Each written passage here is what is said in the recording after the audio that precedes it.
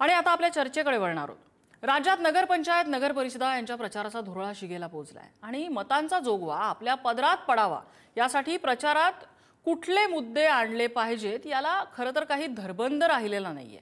ऐन टोकाच्या प्रचारात सत्ताधाऱ्यांकडून तिजोरीची एंट्री झाली।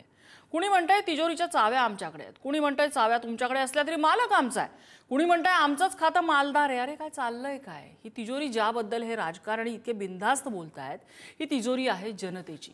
त्यात पैसा आहे तो जनतेचा आणि त्या पैशासाठी मॅनेजर म्हणून, ट्रस्टी, विश्वस्त म्हणून लोकांनी हे लोकप्रतिनिधी निवडून दिले।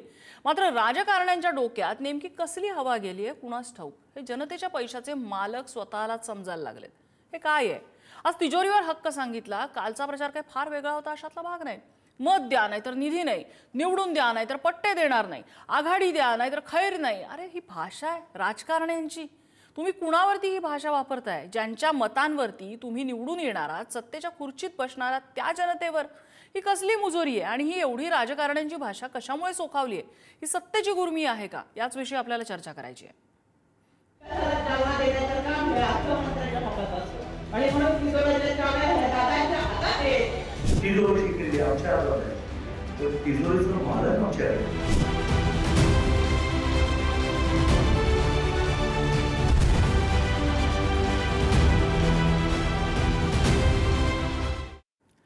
आणि याच संदर्भात चर्चेत आपल्यासोबत सहभागी होत आहेत भाजपाचे सहमुख्य प्रवक्ते अजित चव्हाण, आपल्यासोबत काँग्रेसचे प्रवक्ते हनुमंत पवार आहेत, अगदी राष्ट्रवादी काँग्रेस अजित पवार या पक्षाचे महेश शिंदे सुद्धा थोड्याच वेळात चर्चेत सहभागी होतील। मात्र सुरुवातीला हे कशा प्रकारची भाषा राजकारणी वापरतात त्याची एक झलक ऐकूया आपण।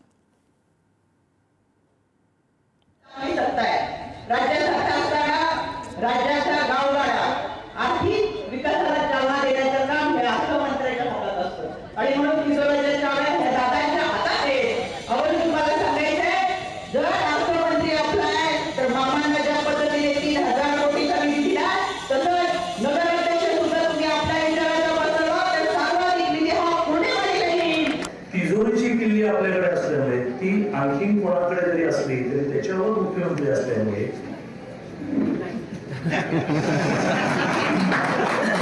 कारण समोरचे वगैरे म्हणणार तिजोरीची किल्ली आमच्या हातात आहे, पण तिजोरीचा मालक आमच्याकडे। 41 बौद्ध विहारांचे काम पूर्ण करा, एकमेव आमदार जळगाव जिल्ह्यामध्ये ते असेल। तिथे बौद्ध विहार घेऊन चाललं नाही, तिथे कॉम्प्युटर देणे, तिथे अभ्यासिका तयार करणे, मुलांना अभ्यासाला बसवणे, हे सगळं आम्ही सुरू केलं। आणि आता तर नगर विकास खाता आपल्याकडे आहे, माल है नगर विकास में। मी सुरुवातीला अजित चव्हाण यांच्याकडे जाते। अजित चव्हाणजी, अहो ही भाषा काय म्हणायचं काय ह्याला?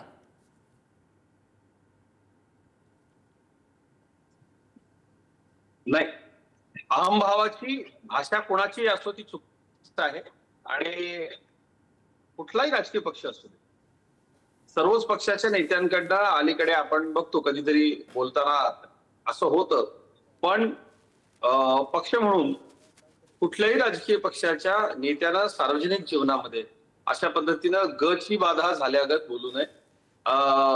जनतेप्रती हे नसतं, परंतु आपण त्याच्या पाठीमागची पार्श्वभूमी लक्षात घेतली पाहिजे की निवडणुकीच्या काळामध्ये प्रत्येकाच्या अंगामध्ये एक वेगळाच उत्साह संचारलेला असतो आणि मग ते आमच्या तर मित्रपक्षांनाच उत्तर देताना अशा पद्धतीच्या काही मंडळींनी वक्तव्य केलेली जी खरं तर समर्थनीय नाही। आणि राज्यामधले जे सिनियर मोस्ट लीडर्स आहेत त्यांना जर आपण बघितलं, त्यांचं नीट आम्ही म्हणजे इथं पक्ष म्हणून फरक करण्याची आवश्यकताच नाही। सर्वच पक्षाच्या नेत्यांकडनं कधी ना कधी अशा पद्धतीची विधानं येतात, पण याला मी अपवाद मानतो। काही निश्चित सन्मानाने येतात, म्हणजे अगदी काँग्रेसचे सुद्धा काही सन्मानाने नेते याला अपवाद आहेत की जे सार्वजनिक जीवनामध्ये बोलत असताना अत्यंत चांगल्या भाषेमध्ये संयत बोलतात। आणि मला असं वाटतं नम्रताजी, आता येणाऱ्या काळामध्ये आमची जी पिढी आहे, जे आता माझे नेते आदरणीय देवेंद्रजी यांच्या बाबतीमध्ये आपण बघितलं असेल की त्यांच्या संबंध करिअरमध्ये असं कधीच झालं नाही की कधीतरी देवेंद्रजींना माफी मागावी लागली, कधीतरी त्यांनी सांगितलं नाही मी हे बोललोच नाही, कारण ते सार्वजनिक जीवनामध्ये अतिशय भान ठेवून वावरणारे व्यक्ती आहेत। त्यांना त्यांचे फॉलोअर आम्ही आहोत, त्यांचे कार्यकर्ते आम्ही आहोत। त्यामुळे मला असं वाटतं की आमच्या काही सिनियर लिडर्स कडनं सुद्धा आणि कुठल्याही पक्षाच्या जर आम्ही जनतेप्रती उत्तरदायी आहोत, आम्ही जनतेचे सेवक आहोत, जनतेने आम्हाला निवडून दिलेलं आहे, ही काही राजेशाही नाही किंवा निवडून आल्याचा एक प्रकारचा जो गर्व कधीच बाळगू नका हे सातत्यानं सतत आमच्या विचार परिवाराकडून आम्हाला शिकवलं जातं. त्यामुळं अशी कुठलीही भाषा असेल आणि ती कुणाचीही असेल तर त्याच्या बाबतीमध्ये निषेधच केला पाहिजे. आणि पत्रकार म्हणून आपण या बाबतीमध्ये कार्यक्रम घेताय आणि आपण सवाल विचारताय, मी आपलंही अभिनंदन करतो, आपला तो नैतिक अधिकार आहे. परंतु याच्यामध्ये काही गोष्टी आपण एक लक्षात घेतल्या पाहिजे की निवडणूक काळामध्येच असं हे सगळं असतं. युद्धात आणि प्रेमात सारं काही क्षम्य असं म्हटलं जातं. निवडणूक राजकीय पक्षांसाठी युद्धच असते.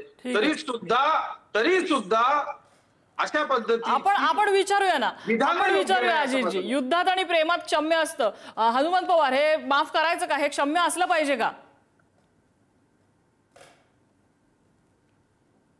नाही, महाराष्ट्राचे मुख्यमंत्री देवेंद्र फडणवीस, उपमुख्यमंत्री अजित पवार, चंद्रकांत पाटील, सुधीर मुनगंटीवार किंवा त्या कोण पुण्यातल्या रुपाली चाकणकर, या सगळ्या मंडळींच्या घरचा पैसा नाहीये, ती जनतेची तिजोरी आहे. ह्यांना सरकार निवडलं, हे सरकारमध्ये बसलेले आहेत, हे मंत्री आहेत, मुख्यमंत्री आहेत, म्हणजे हे तिजोरीचे मालक नाहीयेत. ही पहिली गोष्ट लक्षात घेतली पाहिजे. यांच्या खिशातलं यांच्या बापजाद्यांनी कमवलेलं किंवा यांच्या बापजाद्यांची इस्टेट विकून हे पैसे देत नाहीयेत. हा पहिला मुद्दा. दुसरा मुद्दा की राज्याच्या निवडणुकीमध्ये प्रचार करत असताना आमचे मित्र अजित चव्हाणांनी सांगितलं युद्धात आणि प्रेमात सगळं काय माप असतं, पण नाही. युद्ध नव्हे, निवडणूक म्हणजे युद्ध नव्हे. लोकशाहीमध्ये निवडणूक ही एक प्रक्रिया आहे, त्यासाठी कोड ऑफ कंडक्ट आहे, आचारसंहिता लावलेली आहे आणि निवडणूक आयोगाची काही एक यंत्रणा आहे. तर तुम्ही अर्थमंत्री आहात, तुम्ही मुख्यमंत्री उपमुख्यमंत्री आहात, मंत्री आहात, म्हणजे तुम्ही तिजोरीचे मालक नाहीयेत. तुम्ही धमकी देऊ शकत नाही किंवा सरकारी योजनांचा पैसा हा जो मत देईल त्याला देईन आणि जो मत देणार नाही त्याला मी देणार नाही, ही हुकुमशाही इथं चालणार नाही. महाराष्ट्राचा निवडणूक आयोग असो की केंद्राचा निवडणूक आयोग असो, कुठल्या वाळूमध्ये तोंड खुपसून बसलेला आहे माहित नाही, अशी विधानं होत आहेत. मतदारांना धमक्या दिल्या जात आहेत, मतदारांना तुम्हाला आमिष दाखवलं जात आहे, मतदारांना तुम्ही मतदान नाही केलं तर आम्ही तुम्हाला निधी देणार नाही म्हणून धमकावलं जात असताना निवडणूक आयोग कुठल्या बिळामध्ये तोंड घालून बसलाय माहित नाही. हे क्षम्य नाही, हे शोभत नाही. देवेंद्रजींना शोभत नाही, अजितदादांना शोभत नाही, चंद्रकांत पाटलांना शोभत नाही. मग निवडणुकाच घेऊ नका ना. कशाला निवडणुकीला उभा राहताय, कशाला निवडणुका घोषित करताय? तुम्हाला जर निधीसाठी मतदारांनी मतदान करावं असं वाटतं तर पैसे घेऊन जा आणि मतं विकत घ्या.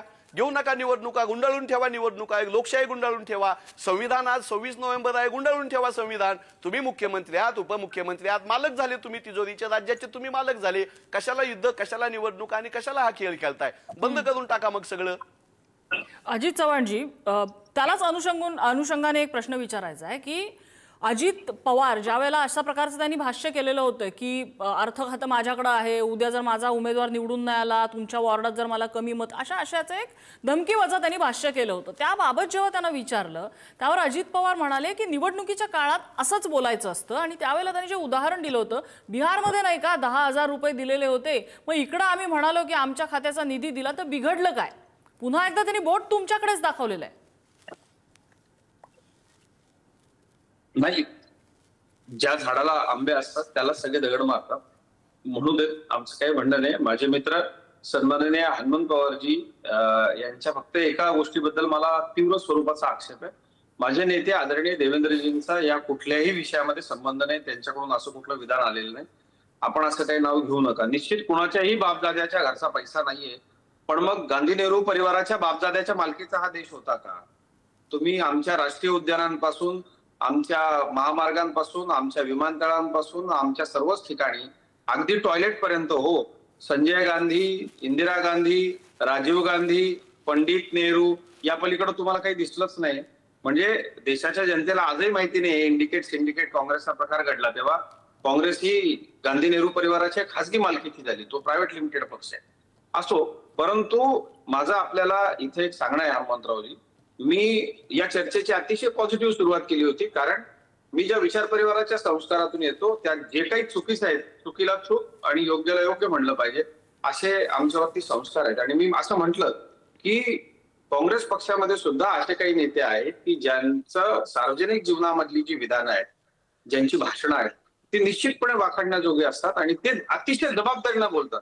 35-40, 40 वर्षाच्या सार्वजनिक जीवनामध्ये त्यांच्याकडनं अशा पद्धतीची विधानं आलेली नाहीयेत. आपण नव्यानं राजकारणामध्ये आलेले लोक जे आहेत त्यांच्याकरता आदर्श म्हणून जे काही फार थोडेफार नेते आहेत त्यांचा आदर्श निश्चित पुढच्या पिढीने घेतला पाहिजे.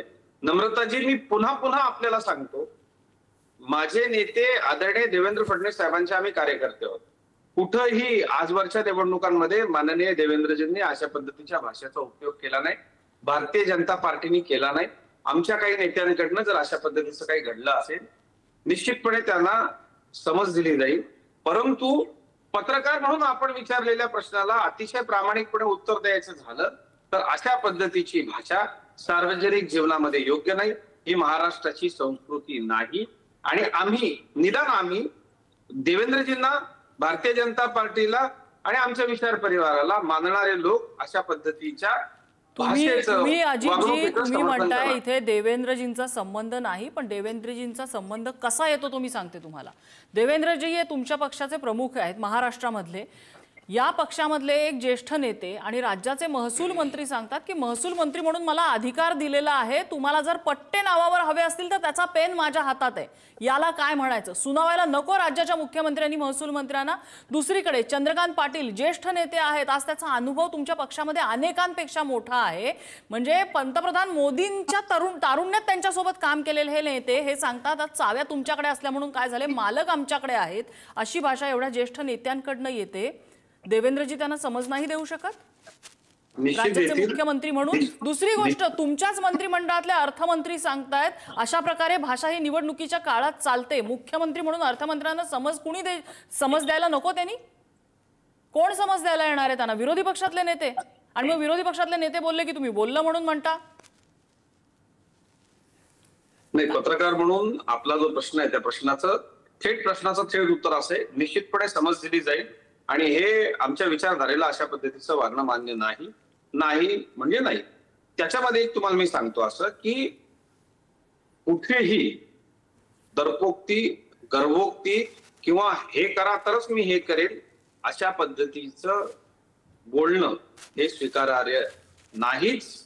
आणि मला असं वाटतं आपण चंद्रशेखर बावनकुळेंजींच्या बाबतीमधलं जे वक्तव्य आहे ते पुन्हा एकदा काढून नीटपणे पहा. दादा म्हणाले तिजोरीचा मालक आमच्याकडेच आहे. तर त्यांच्या भावना निश्चितपणे काय होत्या माहित नाही, पण शब्द चुकले. निश्चित त्यांना पक्ष समज देईल. देवेंद्रजी त्यांच्याशी बोलतील.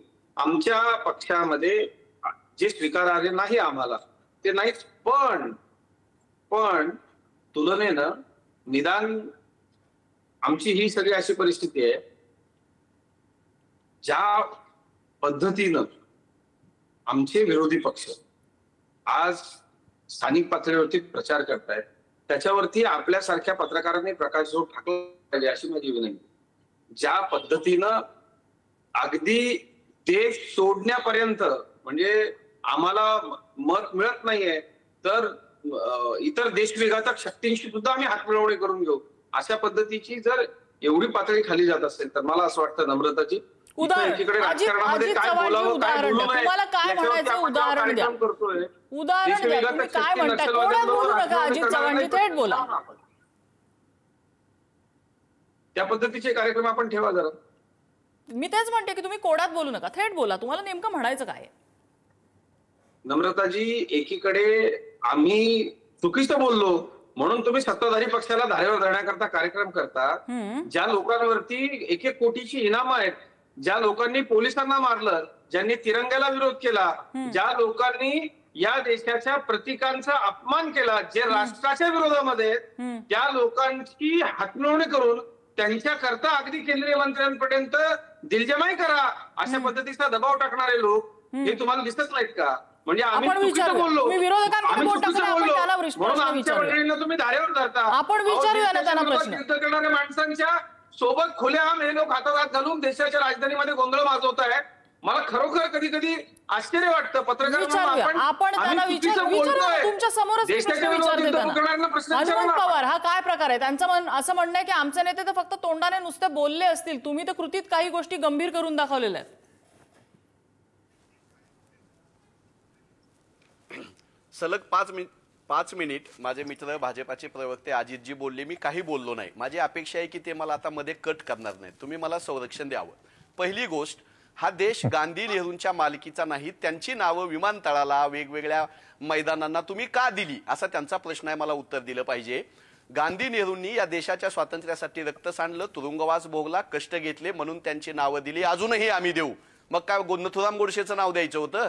मग काय इंग्रजाची माफी मागणाऱ्या सावरकरांचं नाव द्यायचं होतं का? 42चं आंदोलन मोडतो म्हणणाऱ्या मुखर्जींचं नाव द्यायचं होतं? नावं द्यायची कोणाची होती? देशाशी गद्दारी करणाऱ्यांशी, इंग्रजांचे तळवे चाटणाऱ्यांशी, राष्ट्रपिता. मध्ये बोलायचं नाही अजित, ऐकायचा, संयम ठेवायचा, तोंड उघडायला लावू नका. तुम्ही बोलले, मी बोललो नाही, दादागिरी करायची नाही. चॅनलचा स्टुडिओ आहे, तुमचा आखाडा नाही, पक्षाची बैठक नाही. नीट ऐकून आपण मुद्दे मांडूया. तुम्ही मला प्रेमाने सांगितलं, आपण मुद्दे मांडूया, प्रेमाने मुद्दे मांडूया.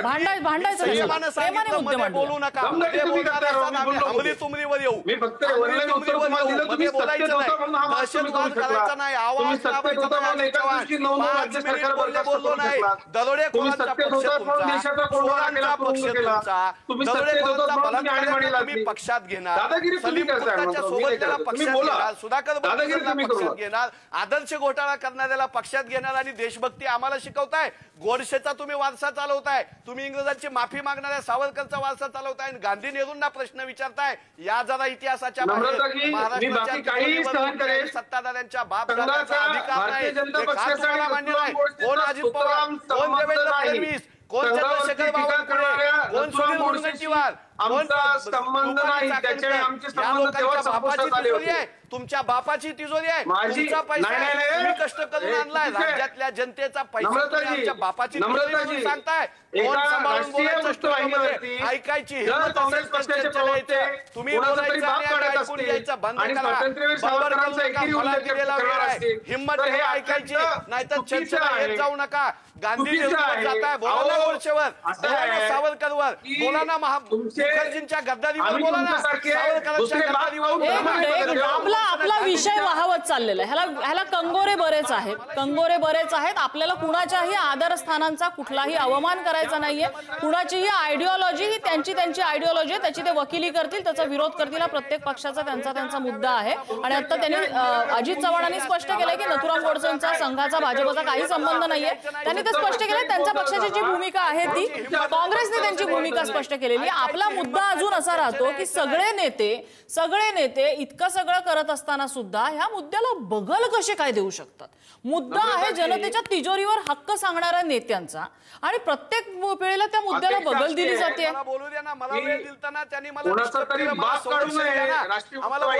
आणि वैयक्तिक टीका तर कुणीही कुणावरही अजिबात कृपया करू नका. हा प्लॅटफॉर्म वैयक्तिक टीकेसाठी नाही. हनुमंत पवार, तुम्हाला मी आणखी एक मिनिट देते. तुमचा थेट मुद्दा मांडा, हनुमंत पवार. तुमचा माझ्या पक्षाचा मुद्दा मांडू द्या, मला त्यांचा आवाज बंद करा. ते बोलतात हनुमंत पवार, थेट तुमच्या पक्षाचा मुद्दा मांडा. ऐकून घेतो, याची शिक्षा नका देऊ आम्हाला, त्यांना गप्प बसवा, माझा मुद्दे होऊ द्या. माझ्या पक्षाचं थेट म्हणणं असं आहे की या देशाची तिजोरी भारतीय जनता पक्षाच्या बापाच्या मालकीची नाही, कुठल्याही संघटनेच्या मालकीची नाही, आमच्याही नाही आणि त्यांच्याही नाही. मतदारांना धमक्या देणं, भीती घालणं, मत द्या नाहीतर योजनेचे पैसे आम्ही बंद करू असं म्हणणं, ह्याला हुकुमशाही म्हणतात. या हुकुमशाहीला चंद्रशेखर बावनकुळे भाजपाचे नाहीयेत, सुधीर मुनगंटीवार भाजपाचे नाहीयेत.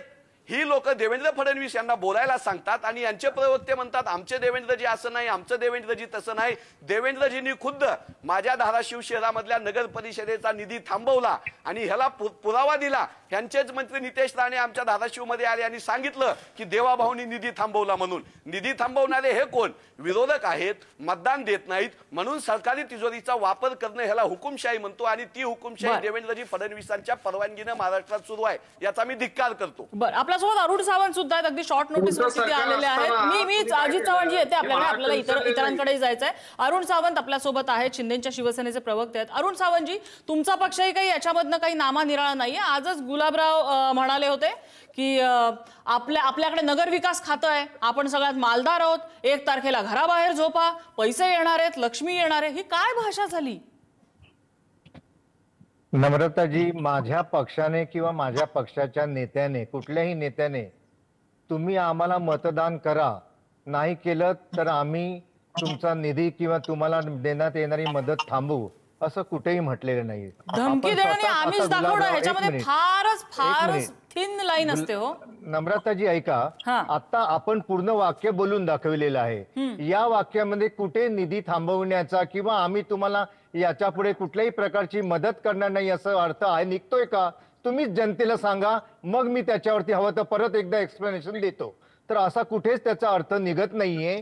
नम्रताजी, ना माझ्या पक्षाच्या मुख्य नेत्यांना अशा प्रकारची वाक्य बोलण्यात रस आहे किंवा नाही माझ्या पक्षाला. आम्ही जनतेची सेवा कशी जास्तीत जास्त करून देऊ याकरता नेहमी बोलत असतो आणि मतं मागत असतो. आणि गेल्या 3 वर्षामध्ये जी काही मेहनत माझ्या पक्षाने, शिवसेना पक्षाने आणि आमच्या सर्वच नेत्यांनी आणि कार्यकर्त्यांनी केलेली आहे, त्याच्या बळावरती आम्ही जनतेकडे जाऊन आता दान मागत आहोत की आम्ही जर खरोखर चांगली सेवा गेल्या 3 वर्षामध्ये आपली केली असेल तर आपण आम्हाला मतदान जरूर करावे. प्रत्येक भाषणामध्ये आदरणीय एकनाथ शिंदेजी हे स्पष्टपणे याच गोष्टी मांडत असतात. तेव्हा कमीत कमी निदान आम्हाला तरी आपण अशा कचाट्यात पकडू नका, ही माझी आपणास विनंती असेल. जसं सावंतजी मगाशी म्हणाले की धमकी आणि आमिष याच्यामध्ये खूपच अशी बारीक छोटीशी रेषा असते. गुलाबरावांचं वाक्य मी तुम्हाला सांगते, आपल्याकडे नगरविकास खातं आहे आणि मालदार खातं आहे, भरपूर माल आहे. याच्यामध्ये धमकी जरी येत नसली ना तरी याच्यामध्ये एक छुपा आमिष आहे. 1 तारखेला घराबाहेर झोपा, लक्ष्मी येणार आहे. काय सुचवतं हे वाक्य? राज्याचे मंत्री हे सांगतायत, तुमच्या पक्षाचे ज्येष्ठ नेते सांगतायत. काय सुचवतं हे वाक्य? धमकी नाही, आमिष.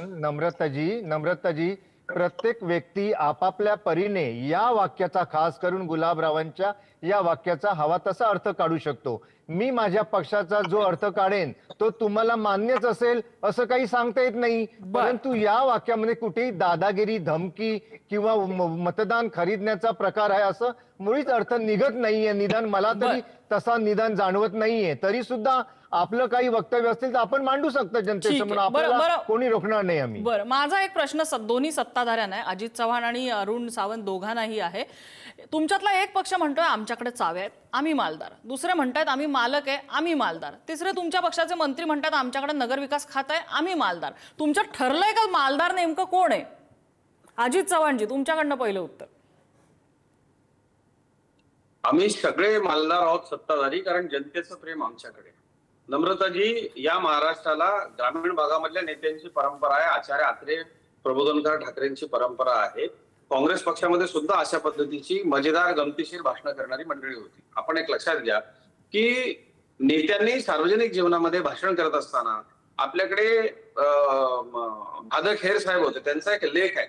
विधिमंडळामध्ये जेव्हा संपूर्ण महाराष्ट्र, गुजरात आणि मध्य प्रदेश एकत्र होता, मुंबई प्रांताच्या विधिमंडळामध्ये जेव्हा सदस्य बोलायला उभे राहायचे त्यावेळेला त्यांनी ते वर्गीकरण केले की ग्रामीण भागामधला सदस्य काय भाषेत बोलायचा, अगदीच आदिवासी भागामधला, एकदम दुर्गम भागातला सदस्य काय भागात बोलायचा, मुंबई पुण्याकडचा काय भागात बोलायचा, पश्चिम महाराष्ट्रामधला काय भागात बोलायचा. बऱ्याच वेळेला असं असतं की त्या भागामध्ये भाषणाची रंगत वाढवत असताना काही विशेषण, काहीतरी गोष्टी, काहीतरी किस्से, काहीतरी प्रहसन असं ते सगळे सांगत असतात. आणि त्याच्यामध्ये बऱ्याच वेळेला शहरी लोक कान धुवून टाकतील अशा पद्धतीचे सुद्धा काही वाक्प्रचार, काही म्हणी, काही किस्से अशा पद्धतीने ग्रामीण भागामध्ये, ग्रामीण प्रचारामध्ये करण्याची पद्धत आहे. माझी आपल्याला विनंती आहे की ठीक आहे, आम्हाला तुम्ही बोलण्यात पकडलं, पण मगाशी जो प्रश्न माझा होता की नक्षलवाद्यांशी खुल्यापणानं हातात हात मिळवून जे या देशामधले डावे आणि काँग्रेस अत्यंत भयावह स्वरूप असं समोर दिसतंय, त्याच्यावरती एखादा कार्यक्रम करा ना आपण.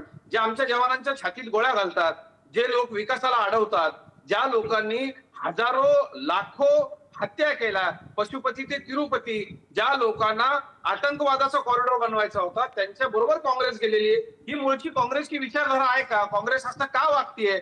ज्या सावरकरांना इंदिराजी पूज्य मानायच्या त्या सावरकरांना इथं बसून शिव्या घालण्याची धन्यता मांडतात, ज्यांच्या अजित चव्हाणजी या मुद्द्यांवर विरोधकांकडे बोट दाखवताना एकदा आपल्या प्रचार सभांचे स्टेज सुद्धा बघा ना तुम्ही. त्र्यंबकेश्वरच्या सभेची मी आठवण करून देऊ का? तिथे मुख्यमंत्र्यांच्या उपस्थितीत स्टेजवर कोण होता, त्याच्यावर कुठल्या घोटाळ्यांचे आरोप होते याची आठवण मी करून देऊ का? तुमच्या पक्षामध्ये आलेल्या किती जणांबद्दल टीकेची झोड उठली, किती जणांचे पक्षप्रवेश रद्द करायला लागले याची आठवण मी करून देऊ का? सत्ताधारी म्हणून आमचं काम आहे, आम्ही ते करत राहू, आपला आदर राखत राहू. पण आपला आदर राखून मला आपल्याला एक प्रश्न विचारायचा आहे की आम्ही बोलताना चुकलो तर तुम्ही आमच्यावरती एवढी टीका करताय, पण ते लोक नक्षलवाद्यांच्या सह सामील झाले, देशाच्या विरोधात युद्ध लढतायत, त्यांना कधीतरी तुम्ही बोट रोखून प्रश्न विचारा की तुम्ही देशावरती बंदूक कशी रोखताय? तुमचाच प्रश्न विचारूया. हनुमंत पवार, माझ्याकडे शेवटची 30 सेकंद आहेत.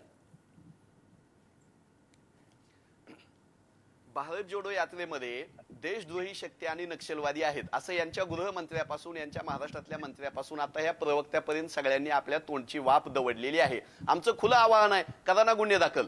तुम्ही का बांगड्या भरल्यात? तुमच्याकडे गृहमंत्री आहे ना, महाराष्ट्रामध्ये गृहमंत्री आहेत ना. नक्षलवादी जर इथं येऊन छताडावर नाचताय तर तुम्ही काय करताय? 11 वर्ष झालं ना सत्तेत आहात, किती दिवस खोट्या बोंबा ठोकणार? तुम्ही नक्षलवाद्यांना सोडून आलेली लोक आहात. आम्हाला काय देशप्रेम शिकवताय? नक्षलवाद्यांनी आमची लोक मारलेली आहेत. तुमची लोक नक्षलवाद्यासोबत बंगालमध्ये कशी युती करतायत आम्ही बघितलं ना. सलीम कुत्ता सोबत नाचणाऱ्याला तुम्ही तुमच्या पक्षात घेतलं. तुम्ही आम्हाला सांगताय साधूचं हत्याकांड करणाऱ्याला तुम्ही तुमच्या पक्षात घेतलं, तुम्ही आम्हाला सांगताय. त्यामुळे भारतीय जनता पक्षानं महाराष्ट्रातल्या निवडणुकीमध्ये दहशतवाद, गुंडागर्दी आणि जातीवाद बंद करावा, विकासावर बोला. तिजोऱ्या तुमच्या बापाच्या घरच्या नाहीत. ठीक आहे, कोणीही कुणाचा बाप काढायची गरज नाहीये. एक आहे तिजोरी ही फक्त एकाचीच आहे आणि तो या सगळ्या राजकीय पक्षांचा बाप आहे आणि ती म्हणजे जनता. त्याच्यामुळे कुणीही कुणाचे बाप काढायची गरज नाहीये. एक गोष्ट आपण नक्की स्वीकारू शकतो, अजितजी आणि अरुणजी आणि हनुमंत पवारजी, सगळ्यांना एक गोष्ट नक्की स्वीकारू शकतो की ग्रामीण भागातली ही निवडणूक आहे. थोडासा ग्रामीण भाषेचा बाज असतो, थोडीशी आक्रमक भाषा असते, पण आक्रमक भाषेचा अर्थ आमिष दाखवणं किंवा धमकावणं असा होत नाही. त्यामुळे सगळ्याच नेत्यांनी स्वतःची जीभ थोडीशी आवरलेली बरी. अन्यथा जनता समजायला अगदी समजूतदार आहेच आणि जनता कशा प्रकारे त्यांचा मताचा जोगवा जो तुम्ही मागताय ते किती वजन तुमच्या पदरात घालेल हे येणारा निकालाचा दिवस आपल्याला स्पष्ट करेलच. तुर्तास चर्चेसाठी सगळ्यांनी आपल्याला वेळ दिला, सगळ्यांचे आभार. आजचा धुळा इथेच थांबतोय.